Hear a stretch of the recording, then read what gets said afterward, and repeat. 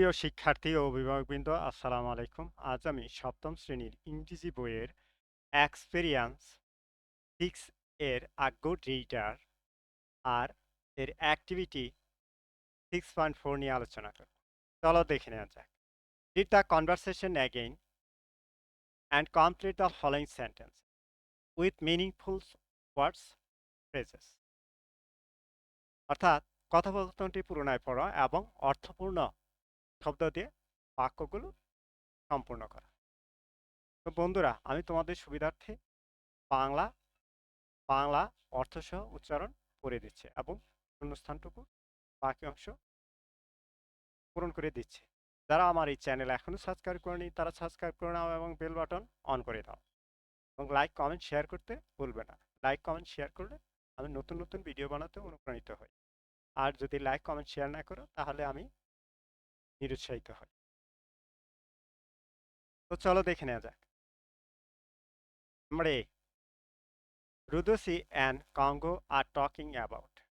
রুডুসি এবং কঙ্গো কথা বলতেছিল হ্যাশ নিয়ে and animal species called antelope. ও অর্থাৎ অ্যান্টিলোপ সম্পর্কে তারা কথা বলছিল। ও অ্যান্টিলোপ পুরো সেন্টেন্সটার অর্থ দাঁড়ায় এই: রুদুসি ও কঙ্গো অ্যান্টিলোপ নামে একটি প্রাণীর প্রজাতি সম্পর্কে কথা বলছিল। Number B, antelope is a kind of animals that. Antelopes হয় এক ধরনের প্রাণী যা it is famous for it horns. এটা হয় সিংহের জন্য, সিং এর জন্য বিখ্যাত। Number C, after reading the articles Rudusi and Kongo couldn't understand. আর্টিকেলসটা অনুচ্ছেদটা প্রবন্ধটা পড়ার পর কঙ্গো এবং রুদুসি বুঝতে পারে নাই। হ্যাশ হোয়াট অ্যান অ্যান্টিলোপস, তার মানে অ্যান্টিলোপস হয় কি, তারা বুঝতে পারে নাই। But D, Rudusi and Kongo guess antelope is an animal because antelopes, sorry, Rudusi and Kongo অনুমান করতে পারছিল যে এন্টিলোপস হয় একটি প্রাণী, বিকজ কারণ ইট ইজ লাইফ, এর কি আছে, জীবন আছে, প্রাণ আছে। E, to find out where antelopes live. তো খুঁজে বের করা হয় অ্যান্টিলোপ কোথায় বাস করে। They read articles carefully. আমরা যদি ওই অনুচ্ছেদটা পড়ি, এই গল্পটা পড়ি, তাহলে কোথায় বাস করে আমরা বুঝতে পারবো। এই জন্য দে রিড আর্টিকেলস কেয়ারফুলি, আর অনুচ্ছেদটি মনোযোগ সহকারে তাদের পড়তে বলা হয়েছে। F, to find out the meaning of any writing text. তো খুঁজে বের করো যে কোনো লেখার অর্থসমূহ অনুচ্ছেদের। We should read the text twist or twist. অর্থাৎ কোনো লিখিত রচনার অর্থ খুঁজে বের করতে পাঠ্যটি 2 থেকে 3 বার আমাদের পড়া উচিত। আমরা যদি কোনো কিছু বুঝতে চাই, পড়তে চাই, তাহলে অবশ্যই we should read the text twist or twist 2 থেকে 3 বার আমরা বিষয়টা পড়ে নেব। এই জন্য আমি এখানে শূন্যস্থান পূরণের জন্য লিখি the text twist or twist. Last G, pictures and headline. ছবি এবং শিরোনাম। Help us understand and articles. আমাদের যে ছবিগুলো আছে এবং শিরোনাম আছে সেগুলো দেখে দেখে এই অনুচ্ছেদটা বুঝতে আমাদের সাহায্য করেছে, সাহায্য সহযোগিতা হয়েছে, দেখা হয়েছে। তো চলো দেখা নেওয়া যাক নেক্সট কি আছে। 6.5 activity, let's learn more statistic that can help us understand a reading text better. এসো কিভাবে আরো সহজে একটি লেখা পড়ে অর্থ বোঝা যায় সেই নিয়ে কিছু কৌশল শিখি। তার মানে আমরা আজকে লেখা পড়ে কিভাবে বুঝতে পারি তার কিছু কৌশল নিয়ে আলোচনা করব। ভিডিওটি মনোযোগ সহকারে দেখবি, তাহলে তোমরা এগুলি বুঝতে পারবে। Number one, read and read carefully. পড়ুন এবং সাবধানে পুনরায় পড়ুন। তার মানে আমরা কোনো লেখা সতর্কতার সাথে সুন্দরভাবে মনোযোগ সহকারে বোঝার চেষ্টা করব এবং পড়ব। The first things that you can do is to read and reread a written text again and again to understand it better. আপনি যা করতে পারেন তাহলে একটি লিখিত টেক্সট পড়া এবং পুনরায় পড়া, বারবার পড়া, এটি আরো ভালোভাবে বোঝার চেষ্টা করে। অর্থাৎ আমরা কোনো কিছু বোঝার জন্য বারবার এটা পড়ব, তাহলে সুন্দরভাবে পড়তে পারবো, বুঝতে পারবো।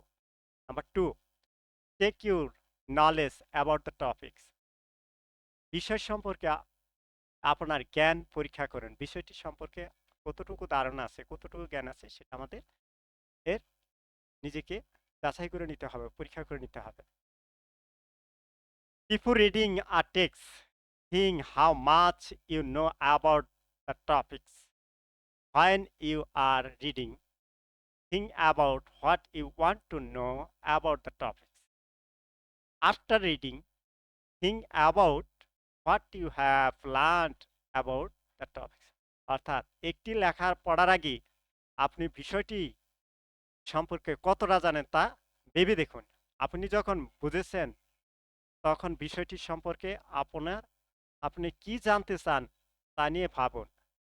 পড়ার পর আপনি বিষয়টি সম্পর্কে কি শিখেছেন তা নিয়ে ভাবুন। তার মানে আমরা বিষয়টা সুন্দরভাবে পড়বো, বুঝবো, ভাববো এবং বিষয়টি থেকে কি শিখেছি এটা নিয়ে ভাববো।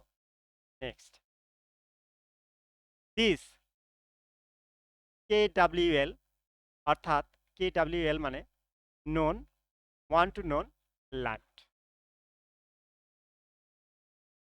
Technique will help you understand a text better.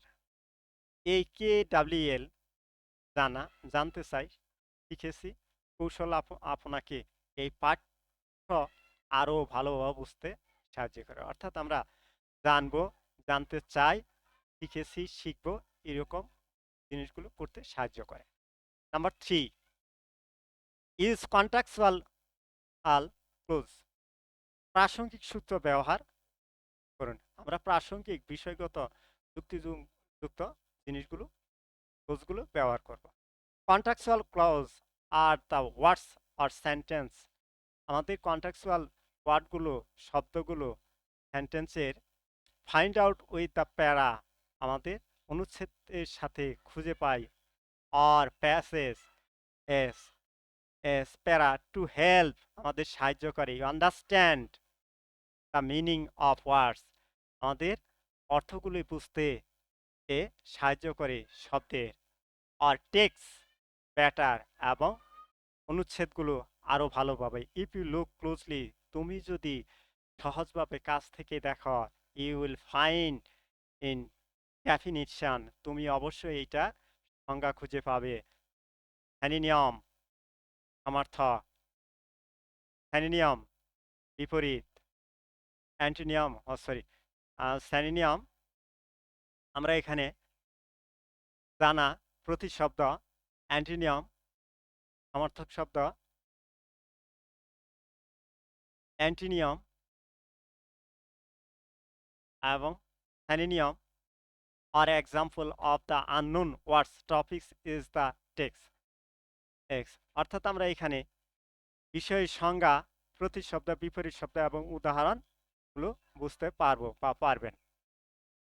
অর্থাৎ এখানে বাংলায় সুন্দর করে দেওয়া আছে অনুচ্ছেদে বা অনুচ্ছেদের মধ্যে পাওয়া শব্দ বা বাক্যগুলো আপনাকে শব্দ বা পাঠ্য বইয়ের অর্থ আরো ভালোভাবে বুঝতে সাহায্য করার জন্য প্রাসঙ্গিক সূত্র।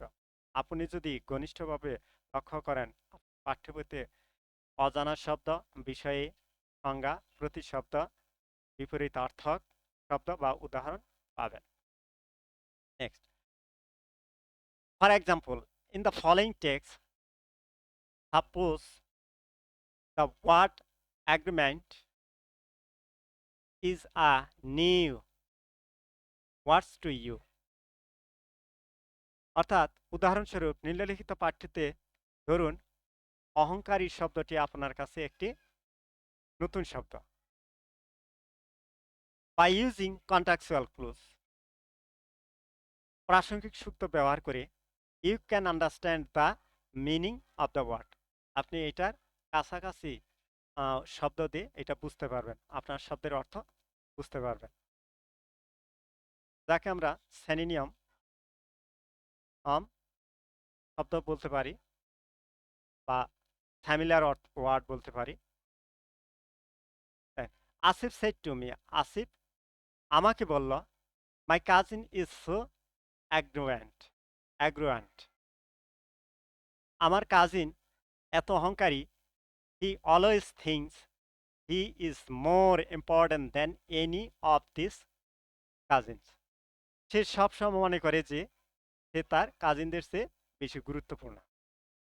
নাও can you guess the meaning of the word arrogant using contextual clues? এখন আপনি কি প্রাসঙ্গিক সূত্র ব্যবহার করে অহংকারী শব্দের অর্থ অনুমান করতে পারেন? Your answer may be agreement is a bad negative quality as Asif's cousins always thinks himself better than other cousins. আপনার উত্তর হতে পারে অহংকারী একটি খারাপ অথবা নেতিবাচক গুণের কারণে আসিফের কাজিন সবসময় নিজেকে অন্যের কাজিন থেকে আলাদা মনে করে। Or you can say agreement means someone who thinks of himself more important than others. অথবা আপনি বলতে পারেন অহংকারী মানে এমন একজন যিনি নিজেকে অন্যদের চেয়ে বেশি গুরুত্বপূর্ণ মনে করে। So using contextual clues is a very effective technique to understand a text. সুতরাং প্রাসঙ্গিক সূত্র ব্যবহার করে করা একটি পাঠ্য বোঝার জন্য একটি খুবই কার্যকরী কৌশল বা টেকনিক। এগেইন আবার there are two type of reading technique, skimming and scanning. আমরা আবার দুই ধরনের রিডিং টেকনিক মানে পড়ার টেকনিক এবং স্কিমিং এবং স্ক্যানিং ব্যবহার করতে পারি। যেমন skimming is reading something quickly to get a general idea about the topic. Skimming হলো বিষয় সম্পর্কে একটি সাধারণ ধারণা পেতে দ্রুত কিছু পড়া। On the other hand, অন্যথায় scanning is to get specific details. অন্যদিকে স্ক্যানিং হলো নির্দিষ্ট বিবরণ পেতে।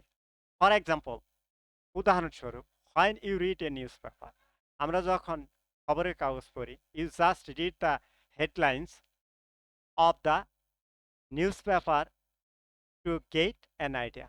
আমরা নিউজপেপারের শিরোনাম কেবলমাত্র শিরোনাম পড়েই খবরের ধারণা করতে পারি, সংবাদের ধারণা নিতে পারি। That is scanning. এটা হলো স্ক্যানিং। বাট সামটাইম, কিন্তু মাঝে মাঝে কখনো কখনো ইউ ফাইন্ড অন, তুমি কোনো একটা খোঁজো, আর টু নিউজ অথবা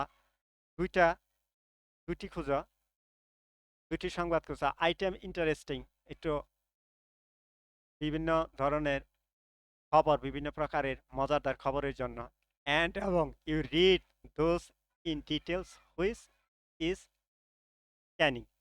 আমরা মজাদার খবরগুলো পড়ার জন্য তখন আমরা ডিটেলস পুরোপুরি এগুলো বিস্তারিত পড়ি, যা scanning. Thank you for watching my YouTube channel Online Education School 24।